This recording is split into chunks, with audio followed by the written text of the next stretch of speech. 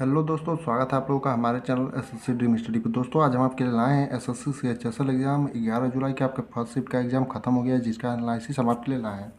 इसमें पहले शिफ्ट में हमें सिर्फ 9 से 10 क्वेश्चन मिले हैं, जिसका एनालिसिस हम आपको कराएंगे। आगे आने वाले शिफ्टों का भी एनालिसिस, दूसरे और तीसरे चौथे शिफ्ट का एनालिसिस भी हम इसी चैनल पर कराएंगे, जिसके लिए आप लोग इसी बने रहिएगा। दोस्तों ये वीडियो अगर आपको अच्छा लगे तो इसे लाइक करें और चैनल को सब्सक्राइब करें और अपने दोस्तों के साथ शेयर करना ना भूलें।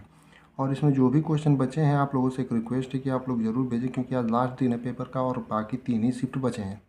इसलिए जिनका भी पेपर होगा उनके लिए क्वेश्चन बहुत इंपॉर्टेंट साबित होंगे। इसलिए आप लोग जो भी क्वेश्चन बच रहे हैं, इसमें अभी 16 क्वेश्चन बचे होंगे, 25 क्वेश्चन आते हैं, तो उन क्वेश्चनों को आप लोग कमेंट में ज़रूर भेजिएगा। और जो भी क्वेश्चन का आंसर आपको नहीं पता उसका भी कमेंट में ज़रूर पूछिएगा, हम उसका आंसर आपको सही सही पहुँचाने का प्रयास करेंगे। आइए देखते हैं इसमें कौन कौन से क्वेश्चन हमें मिले हैं और क्या कोई रिपीटेड क्वेश्चन है कि नहीं कल के शिफ्टों से या पीछे वाली शिफ्टों से।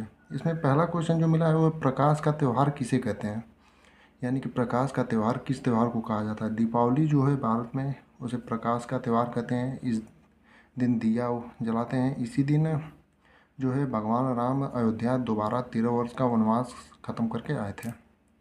दूसरा है 42वें संविधान संशोधन में किया गया है, यानी 42वें संविधान संशोधन किससे संबंधित है, ऐसे भी पूछ सकता है। और क्या किया गया था, इसमें आपको पता होगा 42वां संविधान संशोधन में मौलिक कर्तव्य का संशोधन किया गया था। कुछ मौलिक कर्तव्य थे, जैसे संपत्ति का अधिकार, उसे हटाया गया था और उसे आर्टिकल के सबसेक्शन 300A में रखा गया था। तीसरा क्वेश्चन हमें मिला है राज्य दरबार में कौन सा नृत्य किया जाता है, यानी राज्य दरबार जो है उसमें कौन सा नृत्य किया जाता है।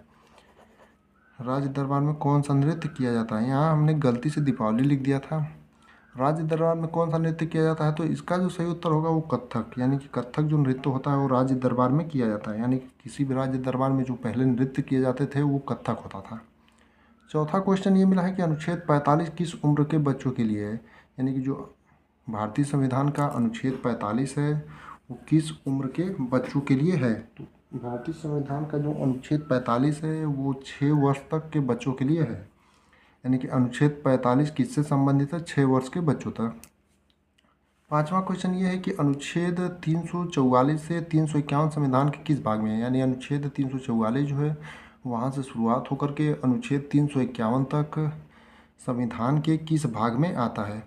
तो अनुच्छेद 344 से 351 तक जो है संविधान के भाग 17 में आता है, यानी भाग 17 जो है अनुच्छेद 344 से 351 तक संबंधित है, यानी कि अनुच्छेद 17 जो है 344 से 351 तक संबंधित है। छठा क्वेश्चन ये है कि स्वामी विवेकानंद ने शिकागो सम्मेलन में कब भाषण दिया था। आपको पता है स्वामी विवेकानंद ने शिकागो सम्मेलन में सुनने पर भाषण दिया था, जिनमें उन्होंने बहुत देर तक भाषण दिया था। ये भाषण कब दिया था, इसका वर्ष पूछा है। तो स्वामी विवेकानंद ने शिकागो सम्मेलन में भाषण जो है सन 1893 ईस्वी में दिया था, यानी जो सही उत्तर इसका होगा 1893। यानी स्वामी विवेकानंद शिकागो सम्मेलन में भाषण कब दिए थे, तो 1893 में। इसमें अगला यानी कि सातवां क्वेश्चन जो मिला है वो ये है कि निम्नलिखित में से मंद लोक संगीत किस राज्य से संबंधित है, यानी कि जो मंद लोक संगीत है वो भारत के किस राज्य से संबंधित है।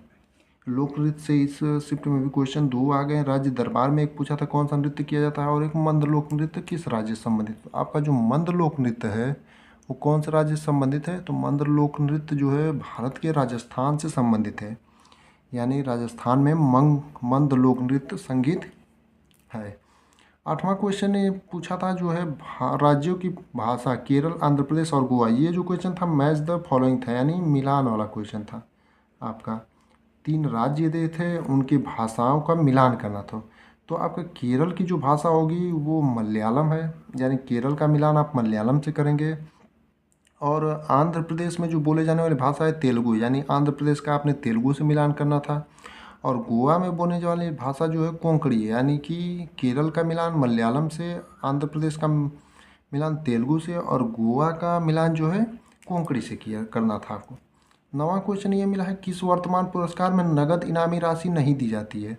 तो इसका जो सही उत्तर अगर आपके ऑप्शन में भारत रत्न होगा तो भारत रत्न ही इसका सही उत्तर होगा, क्योंकि भारत रत्न में इनामी राशि नहीं दी जाती है, केवल मेडल दिए जाते हैं और उसमें सर्टिफिकेट दिया जाता है।